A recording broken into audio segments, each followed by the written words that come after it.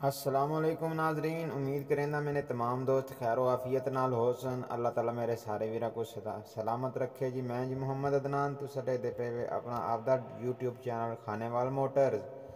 अच्छा नाजरीन, मैं सराइकी दे विच जिहड़ी गलबात क्यों करेंदा पियां क्योंकि पहले मैं एक वीडियो चढ़ाई है सराइकी दे विच, क्योंकि ये मेरे को जुबान जी ना बहुत मिठी लगती है। ठीक है, तो ही वास्ते मेरे को जुबान मिठी लगी है। कोई थोड़े दोस्तों का रिस्पॉन्स बड़ा पॉजिटिव आया है, तो मैं आख्या चलो यार थोड़ा जा ना सराइकी जुबान के अंदर ही हो जाए। ये बाकेट वाला ट्रैक्टर है, 385 है, 2015 मॉडल है। ठीक है, गड्डी बिल्कुल ओके हालत के अंदर है।